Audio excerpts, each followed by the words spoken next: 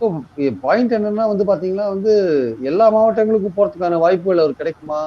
அப்புறம் இந்த standard operating அந்த கரூர் சம்பவத்த தொடர்ந்து அந்த ஒரு கூட்டங்கள் சேர்க்கறதுக்கான ஒரு வழிகாட்டி முறைகள்லாம் இருக்குல்ல. Standing operating procedure. அத நேத்து தான் கோர்ட்ல குடுத்துருக்காங்க. அத வந்து அதிமுக, தாவேக்காக்குலாம் அனுப்புங்கன்னு கோர்ட்ல சொல்லியிருக்காங்க. அது எப்படி ஆகும்? ஏதாகும்? கூட்டங்கள் பாதுகாப்பு. அதுக்கு முன்னாடி இவரே வந்து விழித்துக் கொண்டு என்ன பண்ணியிருக்காரு, விஜயே என்ன பண்ணியிருக்காரு, ஓய்வு பெற்ற லெவல்ல ஐஜி லெவல்ல இருக்கிற போலீஸ் ஆபீசர்ஸ்லாம் கூப்பிட்டு ஒரு 4000 பேர் கொண்ட தொண்டர் படையை உருவாக்கியிருக்காரு.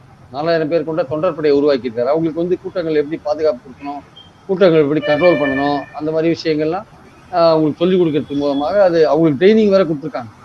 ஸோ அந்த மாரி ஒரு விஷயம் பண்ணியிருக்க போது, அ வரப்போற அடுத்து குயிக்கா ஆரம்பிச்சு எல்லா மாவட்டங்களையும் விசிட் பண்றதா ஒரு நோக்கமா இருக்கு. ஏன்னா, அவருக்கு இருக்கிற நேரம் ரொம்ப ரொம்ப குறைவு. அதே மாரி பார்த்தீங்கன்னா, கீழ் லெவல் ஒன்றிய லெவல் வரையும் வந்து அவர் வந்து ஆட்கள் எல்லாம் பொறுப்பாளர்கள்லாம் செலக்ட் பண்ணி எல்லாருக்கும் வந்து கியூஆர் கோடோட ஐடென்டிட்டி கார்டு எல்லாம் குடுக்குற லெவல் வரையும் போயிருக்காங்க அவங்க ஆக்சுவலா.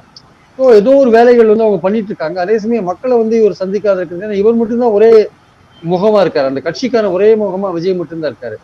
அதனால இப்போ அவரு போய் மக்கள சந்திச்சாதான் வந்து அது வந்து தேர்தல் போது ஒரு பயனுள்ள ஒரு விஷயமா இருக்கும். ஸோ அவர் சந்திக்காதே இருந்தாங்கன்னா அது வந்து அவருக்கு வந்து ஒரு பின்னடைவு கூட குடுக்கறதுக்கான வாய்ப்புகள் இருக்கு. அதனால வேற வழி இல்லாத இப்போ வந்து ஒரு மக்கள சந்திக்க வேண்டிய நிலையில இருக்காரு.